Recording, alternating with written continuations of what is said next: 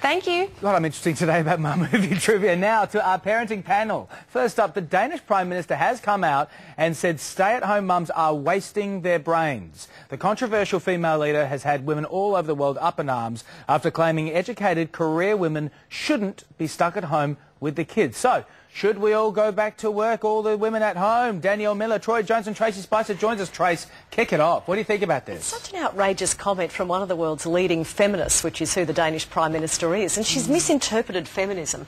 It's all about choice. You know, if you're happy at home and satisfied, stay at home and raise your children. If you're happy at work, do that. Don't feel guilty or duty-bound to do anything else. It's an absurd comment. But don't you think she's just trying to fire up the economy? Because, you know, I mean, it's a great economy, the Danish economy. She's talking about London, who were, I think, stay-at-home mums up here was like much lower down. And you know, she's just trying to fire people up, don't you think? Inspire them. She's doing it the wrong way. We have enough mummy police. Everything women do, you know, we're criticised on, we feel the right to comment on. I say amen, sister, you nailed it. We don't need to judge other women. It's a difficult choice. For me, going back to work saved my sanity. I enjoy my work and parenting. The combination works for me. I realise that's not the same for everyone, and she will go back to work eventually. It's almost this sort of co-parenting, co-working in the family. I mean, it's tougher financially for us out there, Troy, isn't it? We sometimes both people in the household do need to work. I've done the stay-at-home dad thing now for about sort of 12 months, and I think the dads in this equation are a big part. I absolutely agree with these girls about the split, and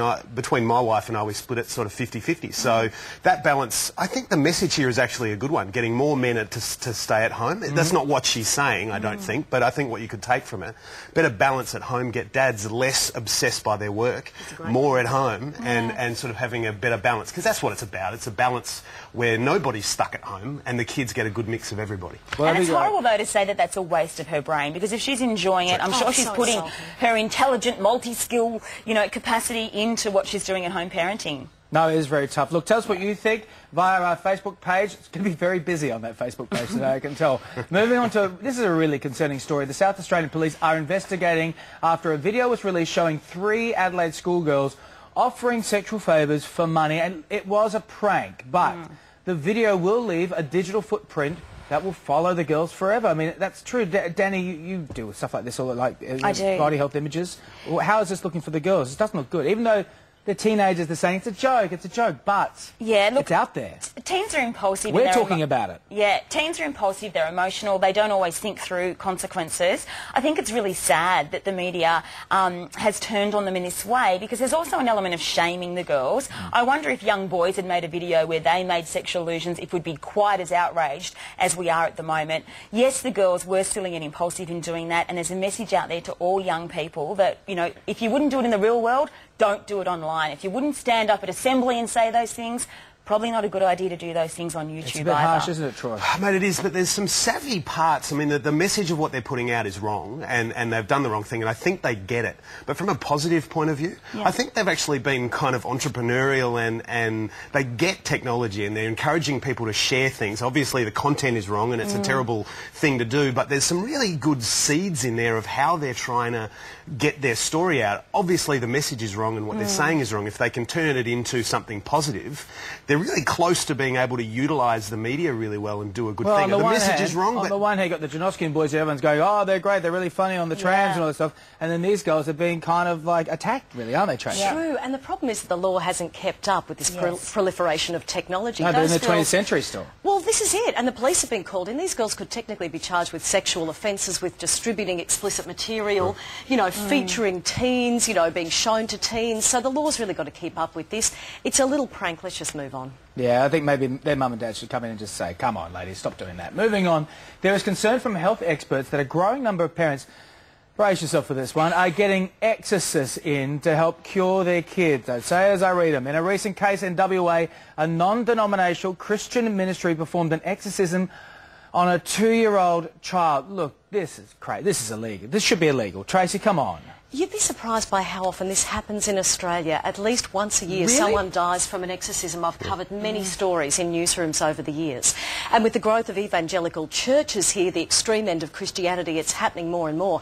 It can't be made illegal because of the separation of church and state. You can't legislate against what is effectively a religious right. Well, this is what they're saying here. I've got the article here. Exorcists who claim depression and schizophrenia are demons that could be cast out in the young people. Danny, this is frightening that people actually think this. It is absolutely frightening. What it says to me is that we don't understand enough about mental health, and we're not very good at dealing with it as a culture.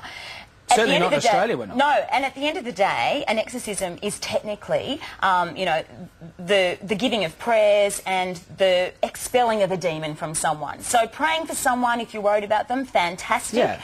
Actually doing that at the expense of giving them formal treatment, giving them the proper health care they need, I think that should be illegal. I think there's duty of care issues here. If you're not really giving someone the access to good health care they need, particularly if they're in crisis and suffering from a mental illness, that's neglectful. Troy, though, the power of Christ compels you to answer this question. Oh, mate, look, I feel the demons within me welling. But I think it's that, or it could be in my new spot on the couch. But I wonder, for me, this is exactly the point, and it's a very tangential one, is the need for a stronger, better funded public education, where a stronger public education would probably get a better result in terms of keeping away or keeping low this kind of belief system that allows this. Better, stronger education allows for, you know, moving into areas where you don't believe things that might be dangerous because there's a gap in knowledge. I think more and better robust understanding thinking. of mental health issues. We just don't deal with that well as a culture, do we? No, we don't. You know, Yeah. we've shut down all the mental health hospitals. Yeah, we There's do. homelessness.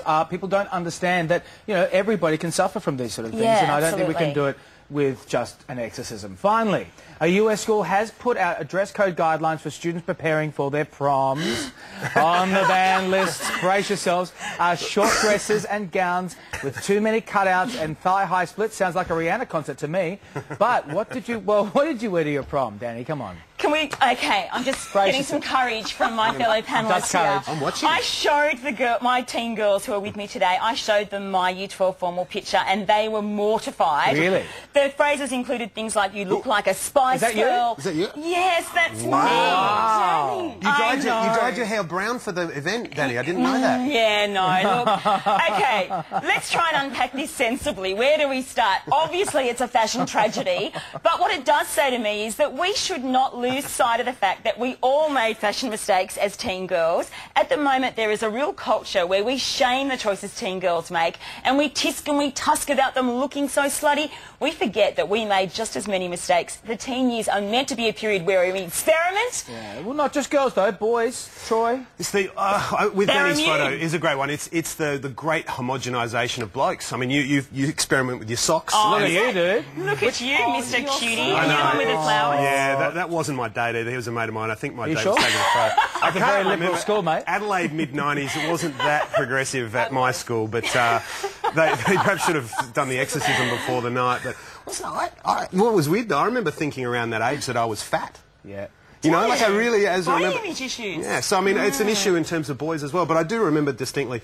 And I looked at it and went, "Jeepers, what in the world was I thinking I at think the the bow time?" tie is more of an issue than Oh, you know what? I think everyone Tracey, at home is this you? should go Is this you, home. Trace? Oh, that's me. I look like a toilet dolly. It just Oh, occurred you to look me. lovely. You look The lovely. blokes. Oh, my dear The mum seat made on the the dress board, and the I wheel. just loved it. But look at Oh, all the she beige made your suits. dress? That's Yes, she beautiful. did. Okay, so I'm the only one that looks trashy.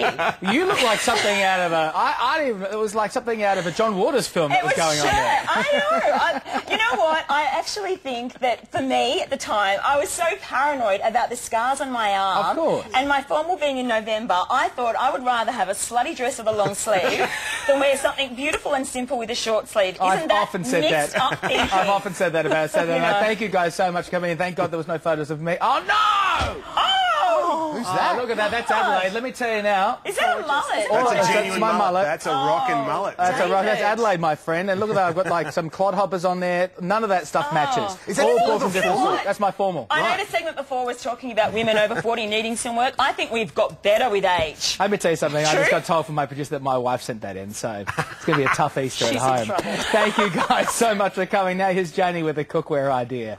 Oh.